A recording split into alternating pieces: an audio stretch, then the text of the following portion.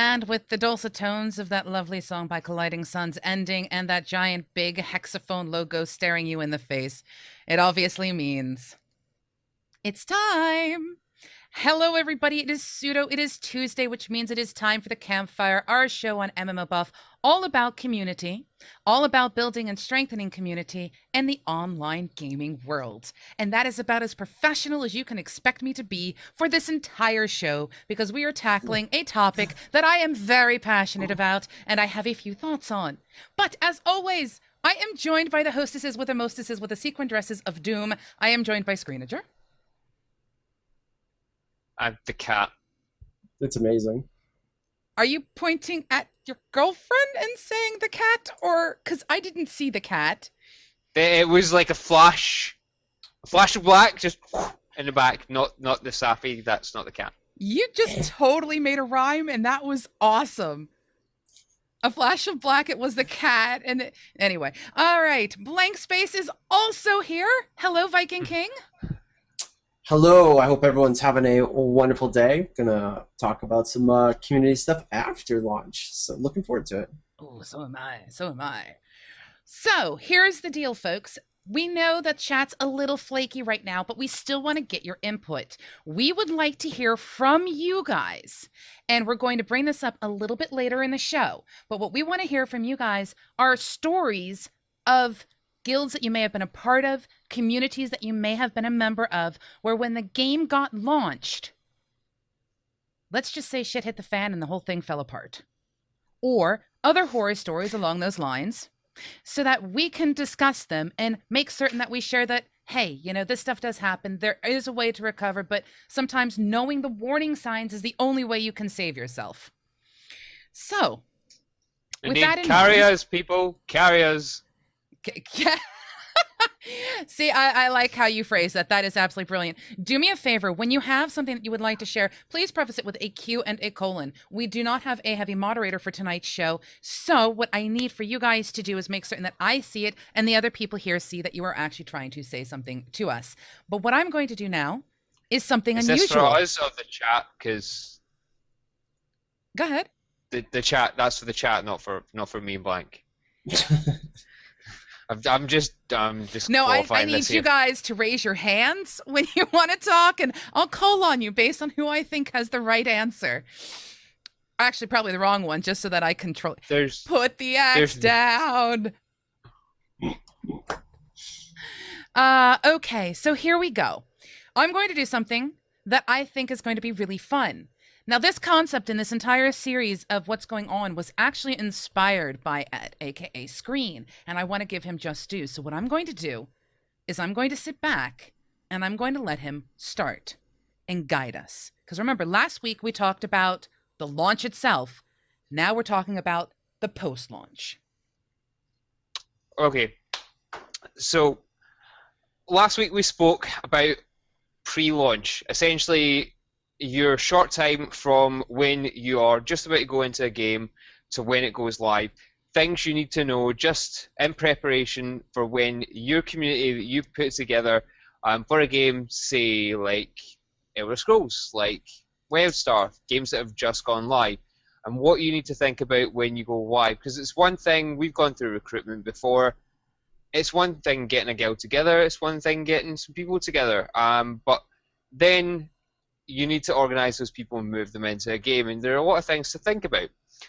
Once you go past that point, say that a lot of people are with right now at WildStar, a couple of weeks in, week or two in, you start to have to think about a lot of other things. You've got those people, they're playing the game, some will be max level, some will be a couple of levels in, some won't have appeared. There are a number of things that you've got to look at to understand how to grow your guild and stop it from collapsing in. We said previously that launch was one of the areas where a guild could all fall apart. Once you kind of step past launch, another huge area where a guild can crumble and fail is going to be shortly after launch and post-launch and moving forward. You find a number of guilds that don't collapse in immediately at launch. A number of them will peter out in post-launch, and you don't necessarily want that to happen. There's a number of things that you may not know about, you may not have thought about, that hopefully we can go through with you today? I think it's worth mentioning Robots Hates Me has already brought a comment to term, and this is a very common thing that you can see in a community, especially on a post-launch. You got those people who didn't sleep, hired chiropractors, made certain that they had every possible like energy drink they could get their hands on, took time off from work, and leveled to 50 or max level in a game. And then you have the others who have not, and who are either taking their time or who are unable to play currently due to work schedules, or in some extreme situations, the inability to log in. Now, that right there is one of the biggest hurdles that a group can run across if their goal requires people to be at max level. Mm-hmm. Because if you have a casual guild, why does it matter what level you are? If your guild is designed for a certain level of PvP, and you said to everybody, and this is something we discussed in the previous episode, we want people to be X level, bless you. We want people to be X level by a certain time so that we can start working on arenas or battlegrounds, or in the case of WildStar, war plots. Rating, sort of the same thing. There should be some kind of clear expectation of what is expected of the members. But if you have people already starting out yelling at people for not being max level, if it is not within the required goal time, so let's say you have, we'll just say a guild is extreme, hardcore, you're supposed to be max level by the end of the first week. Let's just say they're that hardcore. I can understand at that point in time people going, yo, what's up? You made a commitment to us. You need to kind of give us the feedback we're looking for. But if you are given a month to level, so to speak, and it's only 2 weeks in and people are harping on you, something's wrong in the community. Mm-hmm. That's at least my opinion on it. What do you think, Blank? No, I'd agree. I've found actually both ways. I'm going to try to keep this as well contained. For Guild Wars 2, we had a hardcore World vs. World group where we went in. All of our folks were there. We didn't, log out. We played, and when we slept, we AFK ran into walls. We all leveled up together, and the game died, and the guild fizzled. That was one thing that happens. This right here is another thing that you can watch a guild fizzle over. If you're in a casual environment, nobody can really put, constraints on you. If unless you've signed up for it, like with Viking Nation, we have some folks that want to do level 50 stuff, but there is no hardcore chapter leader that's really, taking the reins for that yet. So there is no real set expectation. So people can be like, we want to do stuff at 50, but, well, you want to do that, then set it up and do it. I absolutely 100% agree. Unless you're part of a hardcore guild where it's like you have 1 week to get to 50, you have 3 days to get your attunements done. Impossible in WildStar, but that's beside the point. No, it's possible. It absolutely is it is possible to do your attunements in 3 days. In 3 days. If I hadn't messed up my stuff, I would be fully attuned and would have been able to run the raid this week. I probably could have. I don't know if there's anybody on our server that's able to do that, but I'm actually still grinding the rep. The rep is a very simple grind. The other things that you need to do are just simple knock out of the park things. You got to group together to finish all of them. You could do them 2 days. 2 days actually. You could do the whole thing. And you get the Elder Gems for it. If you leveled 250 like I did before the server reset, I got 10 the first week and 140 the next, which is 150, right. Which allows you to get to key. It is possible in any of these games to set those sort of standards, especially if you're being hardcore. But if you're casual, you don't live within that same realm. The same responsibilities are not there. If somebody's like, I'm going to make 15 alts and I'm just going to level them all up, or I'm just going to craft all day, it's not like you can all of a sudden be like, we're switching stuff in the middle of nowhere. It would be the same. It goes both ways. If Afterlife was to suddenly be like, okay, well, we're just gonna casually roleplay now, people would be like, wait, what? This doesn't make sense. The same goes for a casual guild. A very relaxed atmosphere. When all of a sudden you start putting constraints and restrictions, people are like, where did this come from? This is not the environment I signed up for. I want to throw out that something that any guild leader, anybody in any guild really needs to keep in mind is that people have ideas of what they want to do pre-game. So they'll sign up for a community or a guild or play solo to do the content they want to do. But be aware, people's choices and ideals will change. They may come in going, we just want to do something on a casual level, find themselves at 50 and go, raw, let's do this hardcore. Is that how you feel hardcore guilds speak? Is it? We all come in and go. That is how we all You know do what it. it is? Arrgh! It's my fault for watching the Azeroth choppers, so I'm all hard. So it's my fault. I'm influenced by my environment. I am a sheep. Okay. But Do you know what that webcast makes me think of? Though, anytime I watch it for some bizarre reason, it makes me think of those reality cake baking shows. Yeah. You know, eat some cakes. Not enough flour. What are we gonna do today? Oh no, the van has a broken tire, and we gotta be there in half an hour. Do. In the next 15 minutes, you get to see if they found the flour in the tire. Come on back. Yeah, Yep. exactly. you know, that reminds me of you see those when they start up. You know, they come back from the commercial. Previously, for 5 minutes, you get in the previous segment, we showed you a little bit of this, and then we're going to give you a new sentence and let you know what's coming up in the next part. And it's the most annoying and frustrating thing. There is this really great British comedy pair that did a play on it, and I'll have to get links for people. But anyway. Okay, so one of the things I want to make certain, tangent. But one of the things I want to make clear is I noticed this for myself as a player. I came in to Tor with an idea of what I wanted to do. My concept was, I'm just gonna chill. I'm gonna play and just have fun. I was so quick to max level. I was pushing through PvP. People were afraid of me. And I was ready to hit and go, let's go raid. Let's go. My priorities and my choices of what I was looking for changed. And I want to stress to guild leaders in particular, people who have roles of responsibility within guilds, please watch and be aware of what it is that your individual community members are looking for. Because if there is that kind of dramatic shift in desired play, you're going to end up in situations like poor Robots Hates Me is in, where you have two people going, why aren't you 50? Shut the fuck up. I'm trying to level. Well, you should be 50 already. And that adds attention to a guild or a community that really doesn't need to be there. I think a lot of this comes down to good planning at the end of the day. We're going to jump slightly down our notes here. Well, clearly, but it's this comes down to a lot of pre-prep planning when a community launches into a game and knowing what your expectations and your targets are.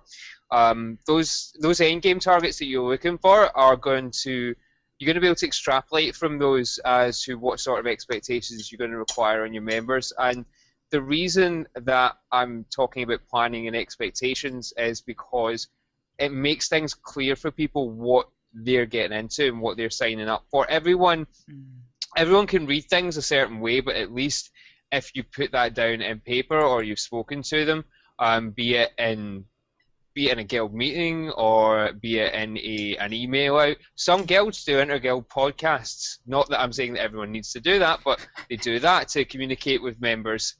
Well, when you've got millions of people, you kind of have to figure out some way to reach to the populace.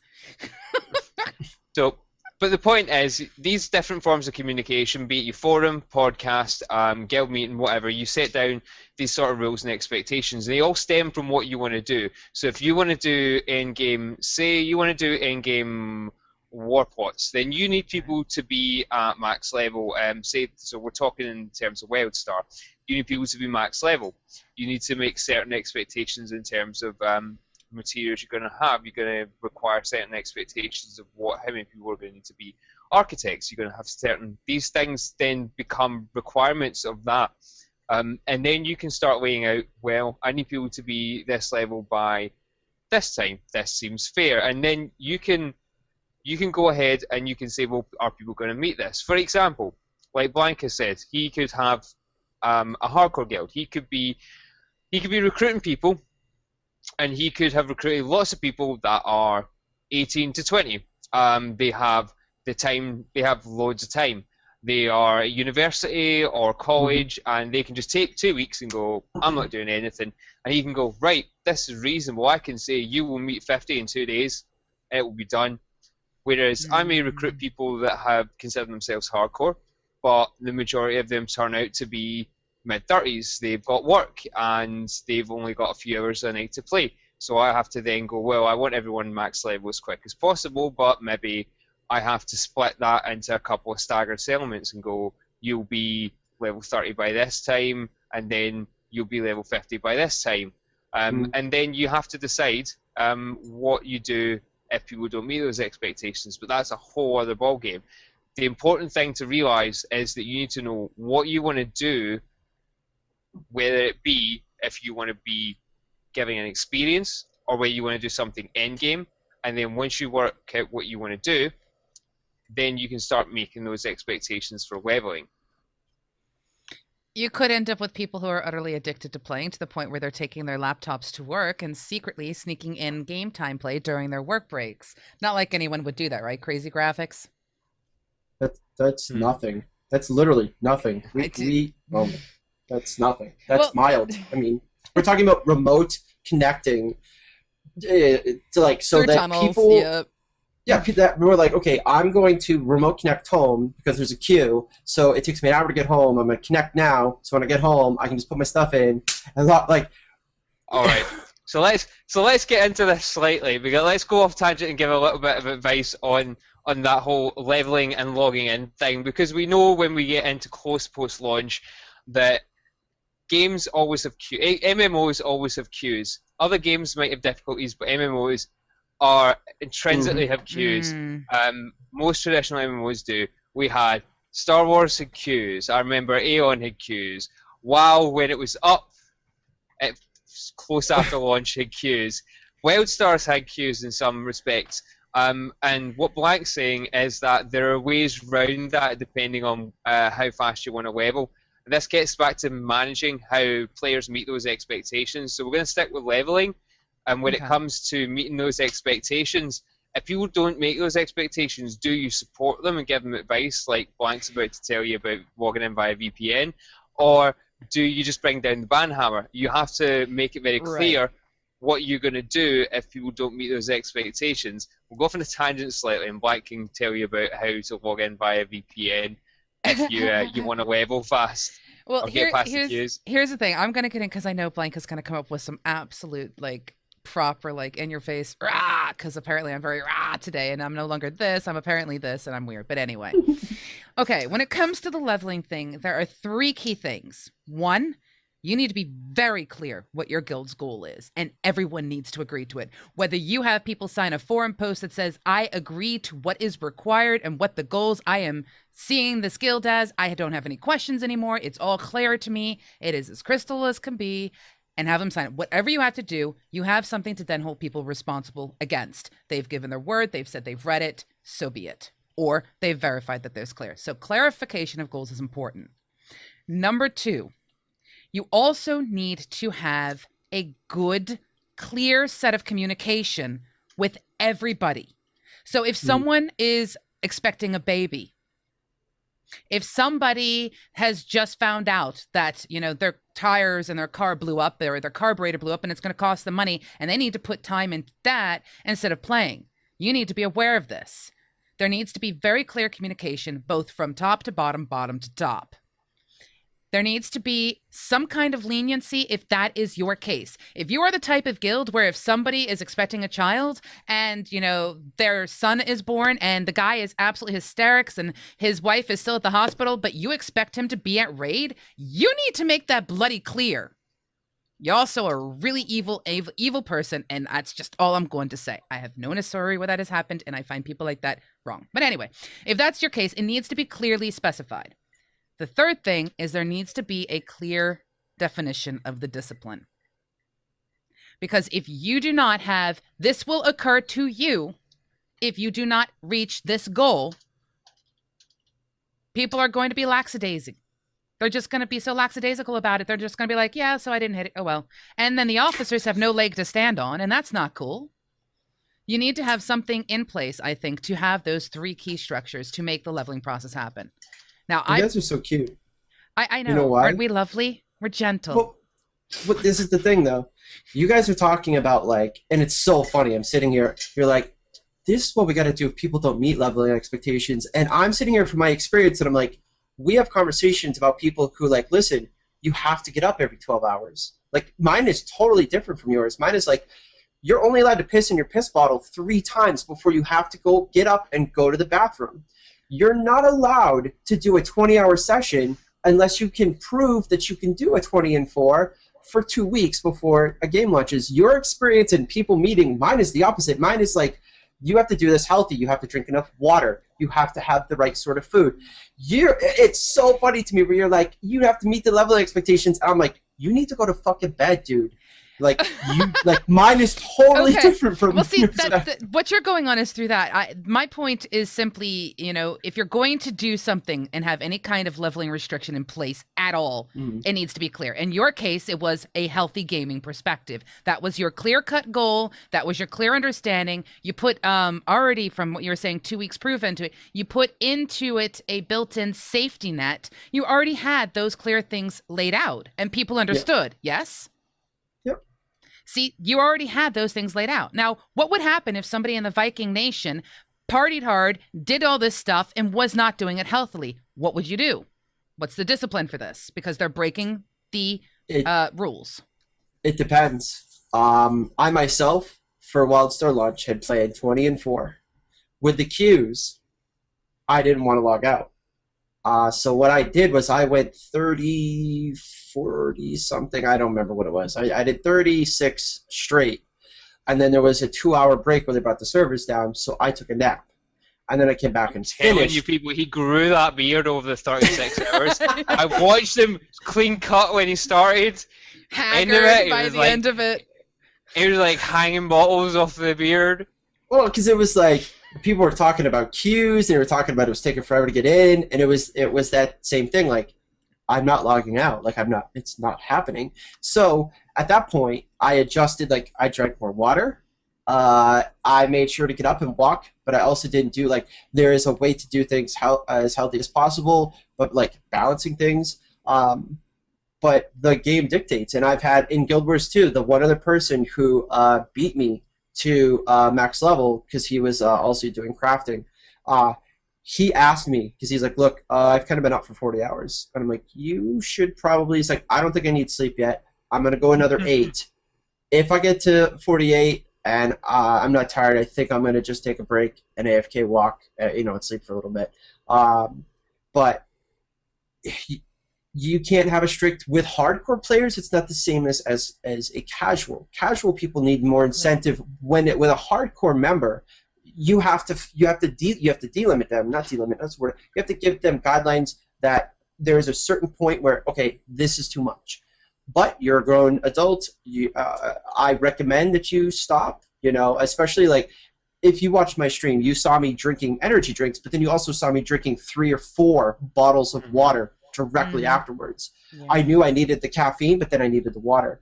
And so I want anybody who's watching this looking for some advice, make sure that you're giving the advice to the people that need it. Specifically, do they need to scale it back because they're hardcore and they want that server first and they will do anything to do it? Or do you have to motivate the casual members to keep up a level so that everybody has an enjoyable time? That's important. So I was gonna say, it's not like in our case. I know an example of something crazy that's happened in Enigma is we've actually banned people from raiding when their grades started dropping. So, it's not like you're not being healthy enough. You are banned from raiding with us until you start being healthy towards yourself. You're not that extreme. And the leveling side of things, and the leveling's different. I've definitely been hardcore raiding before with kids, children, whatever, not adults, that would be like, oh, I'm getting in trouble at school, and the officers would be like, okay, well, you're off the team. I'm sorry, what? I earned that spot. Yeah, but if you don't take care of your real life stuff, your mom, your dad, your teacher, that's important. You can't be mature enough to balance it. You need to go. And you want to watch a kid? Oh my God, it's my favorite thing. I went from getting C's to getting all A's. No joke. Take them off the list for 2 weeks. And all of a sudden, homework's done, everything's done, chores are done. Mom and dad are sending you an email. They're like, I don't know what you did to our child, but this is amazing. You know, like, it's a thing. So Yes. I think that takes us some of the way towards the idea of incentivizing players, as well as we've talked to some extent, and the chat has been kind of slanted towards the idea of setting expectations of members, and that's a very traditional way of looking at it. But there's also, even beyond leveling, when you've got a guild post-launch, you'll have incentives for players. Now that can come in lots of forms and lots of ways.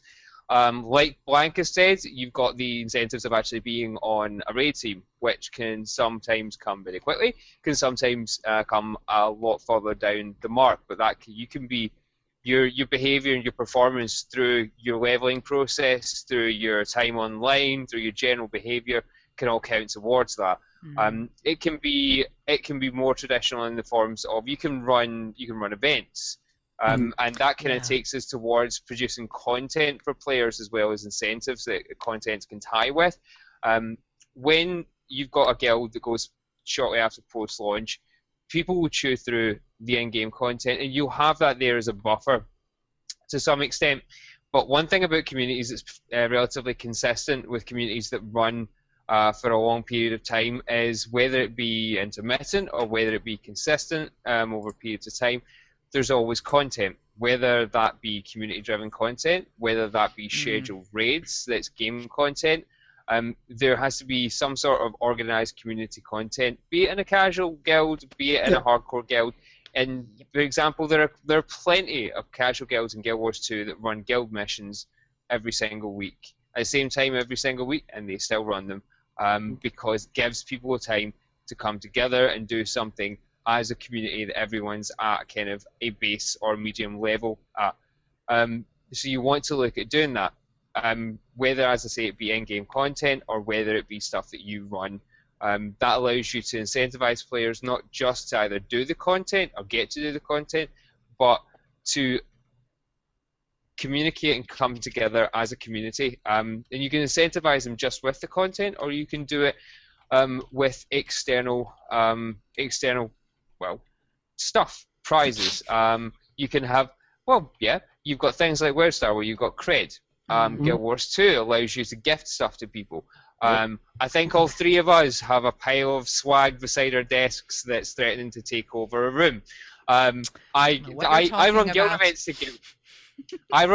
to get rid of that. I recently ran a guild event that was Draw First Blood and White Veil, and that really put the pressure on a certain group of members that really wanted to get in and get that one, and they leveled really hard, and that was the point of that, was to get certain people who really wanted to win specific things or wanted to be the first one to draw blood in the guild to get to the level that they can get into White Veil, to chew through those first 20 levels and power through. And that's something you got to think about when you set things just post-launch. When you set events, you can use events not just to bring people together, which is great, but you can use it to incentivize people to do things that they might otherwise put off. Make a level, run a raid. It can be a number of things can be used to leverage people towards doing certain things or maintaining certain behaviors that are good for your community. I think probably either of you two want to come in on that, because I've just kind of waffled for 10 minutes. This is the thing, you want to have incentivized anything when you have a guild or a community, because you want to incentivize people towards the end goal of what your guild is, whether it's PvP, casual, roleplay, whatever. You want to have activities that the guild can do together, because otherwise, what's the point? And yes, I do know that there are a bunch of casual guilds out there where the entire point is just have a guild and don't really care who you're with. So I'm not referring to those. I'm referring to those who have a goal-specific agenda for their guild. However, Stream's dead. The stream is dead. Twitch is not happy. How weird. I don't know why. I'm not getting any error messages here. Blank, are you still with me?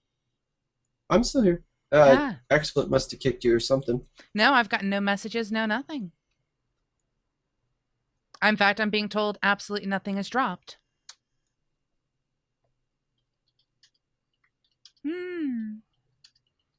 We will restart it. It's magic, I say. It's magic. Yep. Not getting any dropped packets or anything.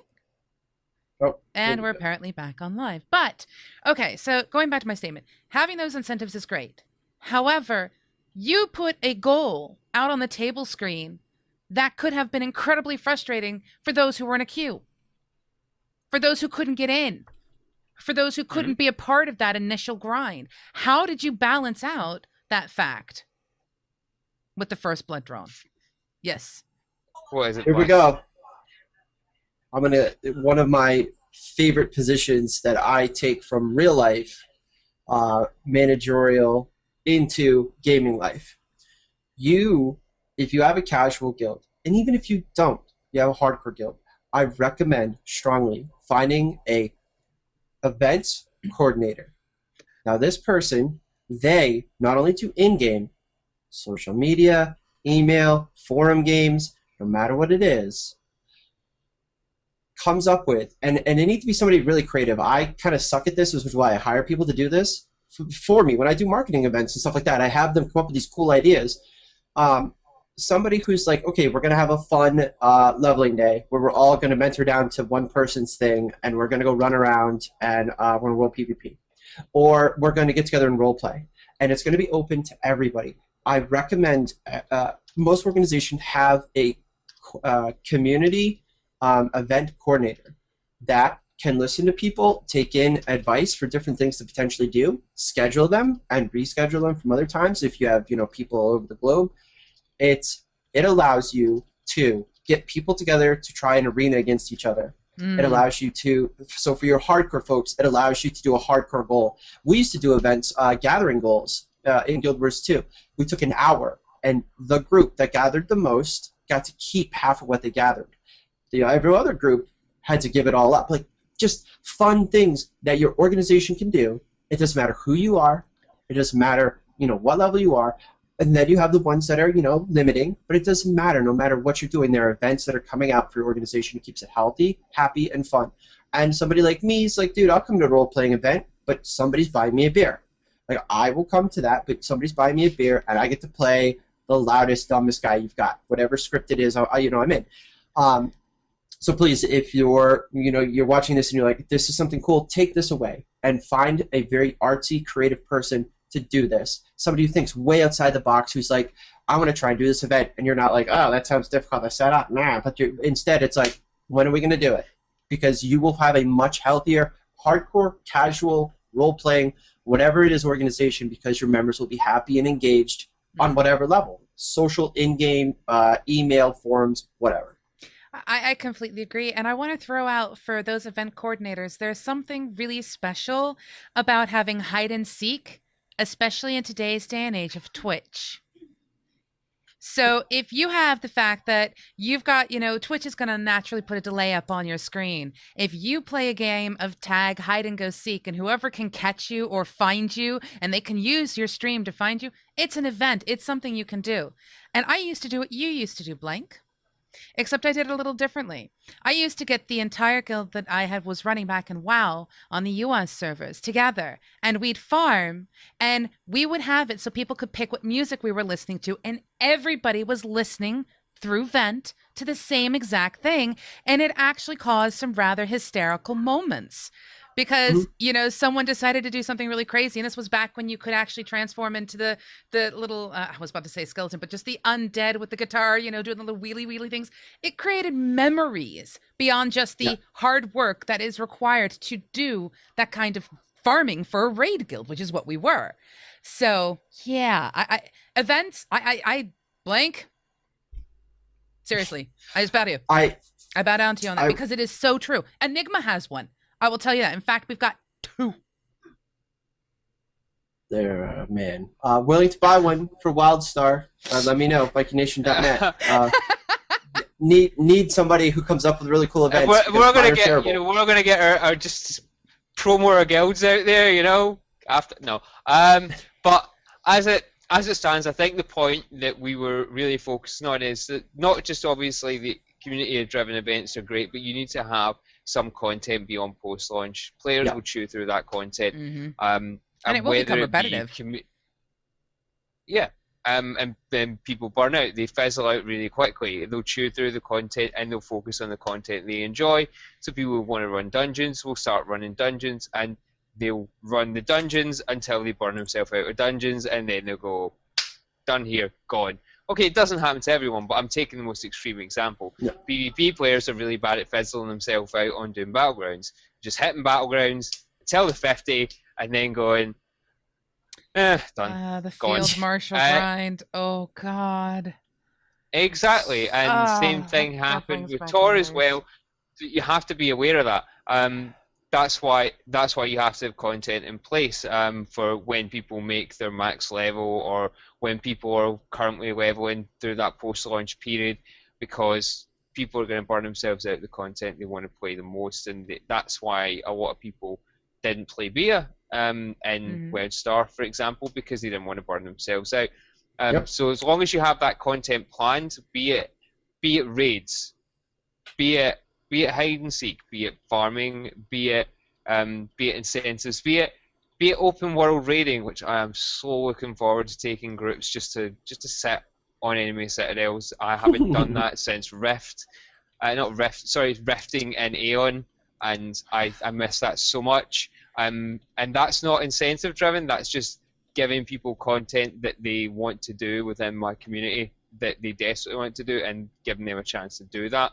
And having that organised gives them something to do that breaks the rigmarole of doing the same grinding all the time, or doing the same battlegrounds all the time. So having that content there will intrinsically lengthen the life of the game for your players, as well as hopefully encourage other people to join your community because they see a happy and healthy community. Yeah, absolutely. And, we're going to just keep kind of rehashing that same point over and over because it is such a valuable and important point. However, what I'm going to do is I'm going to take it back to a question you still haven't answered. So, what's the question you want answered? You did a giveaway. Yep. For First Blood at Whitevale. Yep. How did you account for the people who are having login problems? And how did you mitigate the stress that could cause the people who could not get in? Being blunt about it, I didn't recruit a bunch of bitch and whining babies. But pew pew! Shots fired across the bow. Just saying. But other than that, reasonably, we tend to run events and giveaways like that intermittently. Now, some people are pretty focused on being fair. No giveaway is going to be fair. No. Nothing that has a prize at the end is going to be fair. Live with that fact. But try to go ahead and give people more than one opportunity to get something. Now, whether that means in a giveaway you want to give people an alternative way of trying to get something, fair enough. Or runner-up prize, fair enough. Or maybe you run a different event later on that has a different focus that other people are going to be more akin to, that aren't hardcore levelers that are able to get into level 20. I mean, you've got to bear in mind, in Whitevale, you could for Wildstar, for example, you can pretty much go to Whitevale whenever you want. Okay, you're going to be massively under level, but you can still get there, and you can still get that last kill in on someone at the end of the day. You can. This is very true. So, people that are in and underleveled can still get there. At the end of the day, we run intermittent events. I have a ton of stuff still sitting here, and I will generally tend to give it away, and there'll be other events available, and people are aware of that. And it's kind of clear communication again. If people have problems, then I encourage them to speak up, and they will do. And if the guys in Afterlife are fully aware that, giveaways will happen again, and they will get another chance at getting stuff because we have plenty of stuff to give away to the community. But that takes me on to something slightly related to that. Are you tangenting or are you show noting? I need to know. I'm segueing. Le segue. I'm segueing over to something that a lot of people don't take into account when games go post-launch, and this is something that then continues on long term. You two, both, and some of you in the chat may know, the pain and hardship of paying to send prizes out in real life to people. All the money that comes out of your pocket when you start sending stuff out, and that's not the only thing that costs money when you run a guild. When you run a guild or community, people don't take into account how much it costs. Sending prizes out, Money. hosting TeamSpeak, hosting websites, other miscellaneous things like your let's take a note from Mizfa's book, shall we? Like your your main raid tank that decided not to pay their WoW subscription, and they dropped offline in the middle of the raid, and someone had to pay for their subscription. Most probably Mizfa. These are the things you have to take into account when you're running a community, is that it will cost you money, and you need to be aware that that's either going to happen, or you need to have something in place to be able to mitigate that. Be it a sponsor, be it donations, or be it a second job. Or be it, remind people that your guild is free to play. And they can buy a spot on the vent server. They can buy an account on the guild website. God, that is such bad form. I am so sorry. It's just, I'm thinking of yesterday's episode. We were talking about the free-to-play transition. And all I can think of when, you're talking about the fact that guilds and communities, generally speaking, are free access to anybody. Generally speaking. There are some that you actually do have to pay to become members of. But just the concept of you get all the benefits if you pay more just makes me think that guilds and communities should be under the free-to-play or pay-to-join model, which just makes it just so bad. Oh, to hell with it. Let's just have a pay-to-win model in the guild. Oh my god, I love this idea. I love this idea. If anybody's looking for a contractor to help set up a pay-to-win world-first guild, I will be your what is the word I want? I'll help you set your it all up. Patron? I'll be your listen, patron. I'll help you set it up. Like that's that. Okay, can we be serious for a second? I was gonna say that's legitimate. It is legitimate, but you need to answer this question, just like every other MMO developer out there. If someone pays you the $50 a month subscription fee to join your guild, and they are crap at raiding, you still need to keep their money. You give them the finger. Bye. Okay, see, that needs to be built into the rules and the contracts. Again, we're still back to the very core concepts of communication, clarity of things. But yeah, you're right. It is an actual real concept. And there are actually communities out there that do have a pay-to-join model. I like this idea. I think I'm gonna bounce this around a little bit. I came up with the idea that brought down games. No, I'm just joking. Think about it like this. Think about it from a business perspective. Okay. Because in reality, there are some guilds that are entirely designed for business perspectives and marketing. And stuff. There are some organizations that are out there just for the dollar bills that they can potentially rake in from communities. Those sort of people out there. But we're going to talk about it very specific because I think this is interesting. What if you found people, they join, let's take some big names, Vodka, they join Method, they join these bigger guilds, right? And they give up their time to be in there. And they, they sign their, form, whatever. What if you literally entered into a contract where it's like, I'm one of the top in the world, I'm willing to take time off of work, or I have the time, I will join this organization, and as part of that, we will seek out sponsorships to be nothing but world first in anything that comes out. That's highly marketable. You're paying to get in. This is like an actual thing. And think about the ability to go to a convention and say, we have people that pay so that our website is up, that we can promo ourselves. We've got a social media manager. We've got all this sort of stuff. We are ranked within the world, within the top 3 of whatever game they happen to be playing in. They're paying to be there. If they're already paying a developer, why wouldn't they pay an organization? And if you could get together the raid teams to actually push that forward, you could market the crap out of that. Hello, Razer. Hello, South Beach. Hello, anybody. Yeah. We rank. We rock. Look at this. I think we just came up with a business/community model that would be very scary if actually somebody ever implemented it. And actually was able to do it well.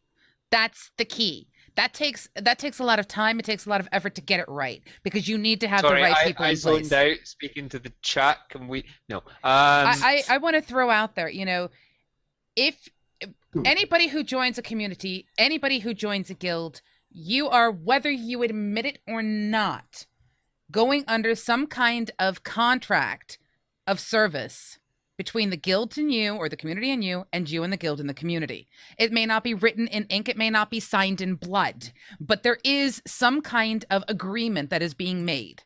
Whether you're just joining because you want to have a guild tag over your head and you don't care who's in your guild, that is still a contract of some kind. And that kind of commitment, that kind of responsibility, people take that with you. But yes, let's go back to this because this... Go ahead. I'll just interject there slightly. It doesn't just run one way. This whole idea that you're bringing up about a contract, I was about to disagree when it comes to casual guilds, but actually it just runs more in the direction of the guild servicing the player when it comes to casual guilds rather than the guild servicing the player. That whole idea of contract and service runs in more than one direction and to different weights depending on what's going on. So don't think that just because we're saying that and we all come from guilds that are relatively dedicated that we are thinking of a hardcore mentality. Casual guilds have more of a mentality where the guild services the player, and that's kind of the agreement you're getting into when you build a casual community, is that you're going to spend more time and effort servicing the community and making sure that people feel all right and be, without sounding like I'm being very touchy-feely here, but heaven forbid, sure screen show emotion. It's not like you feel anything, is it? I do not bleed. I am like a stone. But that's, so these things. Sorry, you completely throw my train of thought. Within communities, it's not just about players servicing guilds. Guilds will service players as well, and that's what I was saying previously about having content available. It's about having that long term. Because otherwise it fizzle out if you're not keeping your players happy, either by just having a soft touch approach with players, making sure they're feeling all right, or whether you're putting the content in front of them and going, right, let's beat this hurdle. It depends on the sort of community you're building, but again, you have to service those players, right? And we should jump back to what you were saying. Sorry, Pseudo. You were jumping back. Yeah, I was jumping back because I'm trying. You're gonna jump back and service me? That sounds good. Yeah, you can jump on back and service me. That'd be perfect. I do want to get back to endgame, endgame and long-term plans for the community. I know we're getting ready to wrap up, but yes, we are. Long-term plans. Long-term plans are the last thing you think about anyway. Yep. So it's a nice point. What I will say is, the game launches, you kind of find out where people settle. There are some people that are like, I'm going to be level 50 in 2 days, and then like 3 weeks later, they're like, I got lost playing alts. One of the things that I will say from my experience that I want to pass on is just be open-minded. There's going to be that kid who freaks out because he took a nap and didn't get realm first, but was like 2 minutes behind. Be ready to deal with that transitional period, and then as you move forward, whether you're hardcore, let me do two sides. Hardcore, be ready to rein your guys back in, be ready to incentivize them, and when they start to get downtrodden, when they're doing that dungeon for the 50th time looking for one drop for your main tank that cannot be crafted, keep them inspired. Let them know why it's important that you guys have been doing this together. And for the casual folks, make it fun. Find where the groups, because everybody thinks they're going to play a certain way, and then when a game comes out, everything goes to, most of the time, it goes to crap.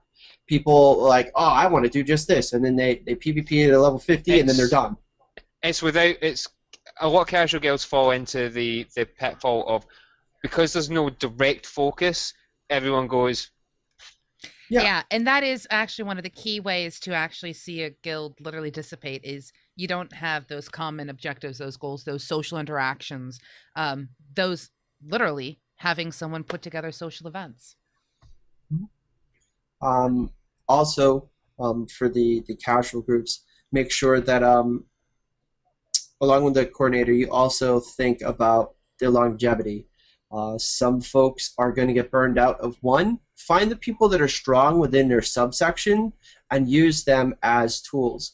You know, we have somebody who's named Sycopotamus. He's actually not around now, but he does a lot of PvP. He's also versatile with PvE. As people get up, let's say the crafters decide they want to dabble in one of those, I would use him as a resource. I'd be like, hey, go talk to him. Go ask him about, you know, transitioning from one to another. It doesn't necessarily need to be a titled position, but look at who's strong at it. Maybe you have somebody who's really good with role playing. They put together good events. They describe the process and stuff like that. Use them as a resource as people in your casual organization decide they want to try their things and mix and match to see, you know, what else is going on, because it's going to happen. There are people that, like myself, I beta tested WildStar for well over a year, and I rarely touch crafting unless I was streaming it. I hate crafting, but right now I have to do it, so I'm leaning on those that know that knowledge. Be aware that in a casual environment, there isn't going to be a set person that does it. There's going to be people that are better at it, that enjoy it, and use them, because they're going to enjoy talking about what they love to do. The same way that if you come to me and talk to me about raiding or PvP, you know, for WildStar, I'm going to tell you all about it. But you ask me about the best routes to go mine stuff, go talk to OnRes. You want to talk to them about, you know, auction house stuff, talk to OnRes. You know, like, there's other people that do that stuff that love it. Absolutely. And Don't ask him about PvP. He will bore your nuts off. I will add, I'd actually change the terminology ever so slightly. I wouldn't use the people, but I'd respect their guidance. And, you know, because here we're talking about servicing and using, and I'm just like, we should probably... We should fondle. You should fondle. This is a totally legit turn of phrase. Let's just keep going with it. You should fondle their what they're good at, what they're really good at. You should fondle it and spread it out to everybody. You should entirely ease them into that pattern of behavior. Yeah. Absolutely. Of sharing with the group. If they're really good at it, they should definitely share it with other friends. And you know. And that pretty much leads me to where I say each one of us gets to add just one more comment and try to make it about a sentence long. If anything else that you really want to add as sort of a heads up for when it comes to surviving the actual post-launch. Basically, what I would call it is the downer. That adrenaline has worn off. Those energy drinks are gone. Now what? So, go ahead, Blank. Maintain your momentum forward by utilizing the resources you have in a casual environment and in a hardcore environment. Make sure to keep your engaged productivity at the same level it needs to be, as healthy as you can be. Well said. Screen.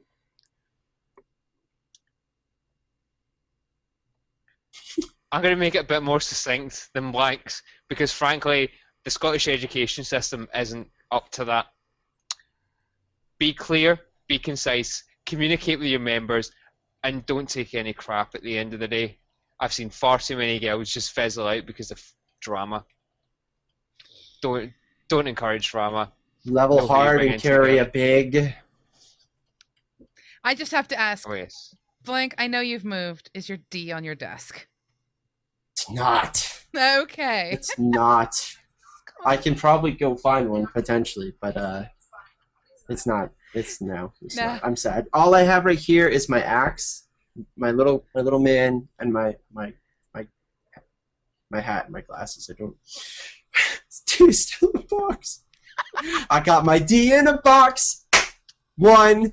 My D got all. Okay. Two. Sorry. Now, I would add to everything that they have said, just simply try to still have fun with the bloody game.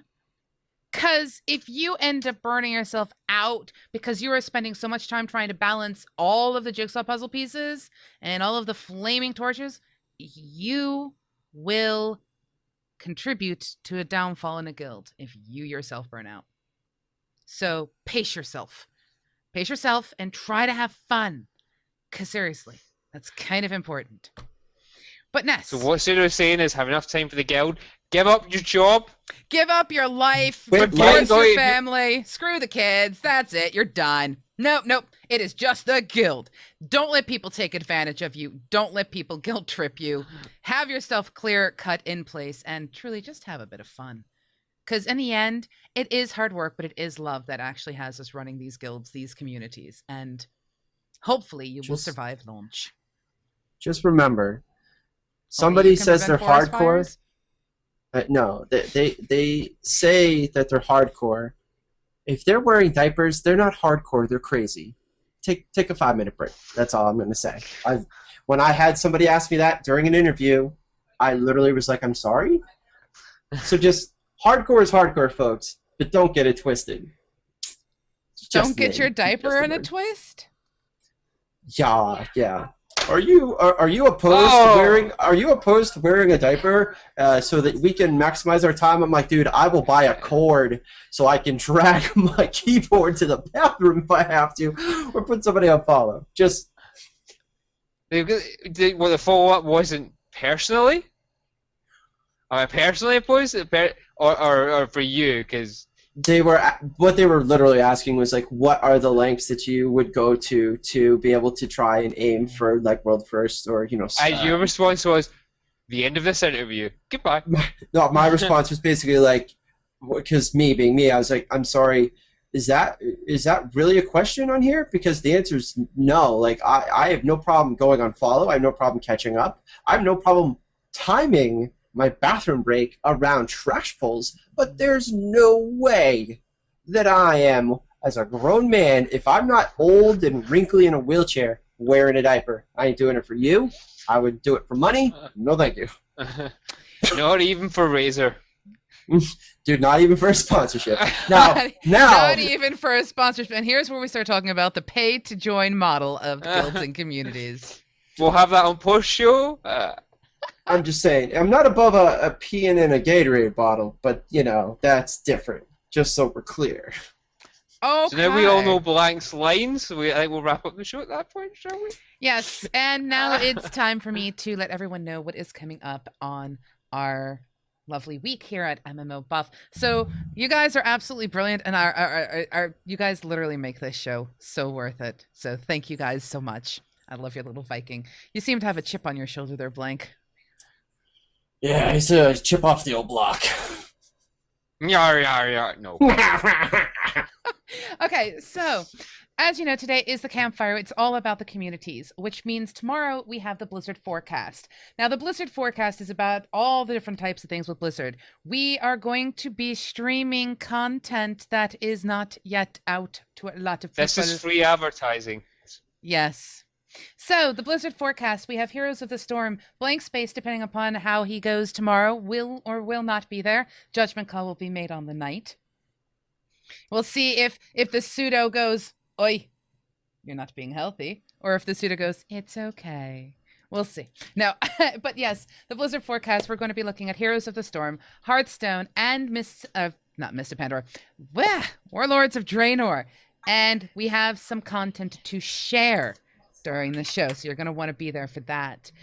Thursday, 1 p.m. UK time, we have the creative manager from Team 17 joining the data mine, and we are literally going to be looking at what it takes to take an independent game that you've developed through a publisher. And we'll be looking at what are the options that they have available. Friday is Cosmotronic at 8 p.m. UK, and we have a special treat for that show. There is the potential of maybe 5 or 6 hosts on that show, and that's about all I'm going to say on that. Might even be 7. If we've got a bandwagon here, I'm just gonna... What about me? If we're bringing all of MMO Buff on? No, we're not, and that's all I can say. Wow. We should do that one day. We should just have a show with every co-host. That's amazing. I love that idea. I love that idea. Like I'll tell you what. I will tell you what. It's the worst idea ever. I'll tell you what. I will look at it for our 1-year anniversary episode, which will be coming up in September. Which will be 3 hours long with 45 hosts, and we'll all get 3 words each. We do not have 45 hosts. Can we just She get lies. drunk the whole time? Like, just sit there and talk about, like, Life. whatever. Is that what we do anyways? No, we Is tend to that try to what have the a show's- point to our shows. But yes, so that's Friday's show. Saturday's show, we have Dr. Marsh and myself looking at Battle for Gia in UX and UI design. And there are some interesting things in that. You're not going to want to miss that. Monday, Ms. Pye and I are back to duke it out as we discuss a whole bunch of variety of topics. And there may be a guest. And then next week, I am back with the two awesomest, bestest hostesses ever's in the worldages. You two. Woo! Yay! Yay! That's me. And this is where I say to every single one of you who is watching, first off, thank you.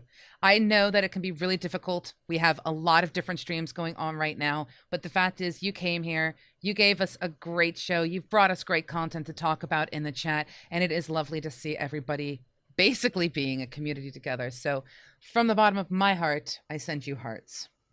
I also want to state, for those of you who wish to help support us, please make certain that you are spreading our words around. There's got to be a show out there for somebody, and if not, let me know, because I'm sure I can make it happen. Blank's like, no, don't do it, don't do it. You never know. You never know. But yes, and with that, if you want to go that extra mile, please don't hesitate to subscribe to us using the Twitch subscribe it button, which is below the stream. And on that note, I'm going to say to you guys, heartsy heartsies, and we're going to end the show. And for those of you who want to help us out, please make certain we're whitelisted, because I'm just going to play a 60-second commercial, because I can. Really. Fair enough. And if it works, it works. If it doesn't, it doesn't. But on that note, say toodle pips and all the other things in your various languages and societal things that you like to do. Good night. My name's Screenager. I also draw the line at adult Diapers? stuff. Those will be the ones. I was going to say, wow. Not that adult stuff. I don't draw the line there. That's different adult stuff. My name is Blankspace, and I like adult stuff, whatever that is. And we'll see you folks next week. Hopefully, I'll see you tomorrow after my surgery. Hopefully. Yes, good luck in your surgery tomorrow, Blank. And toodle pip, Good luck. everybody. I am Pseudo. I am surrounded by these two crazy guys, and I love apple juice. So, peace.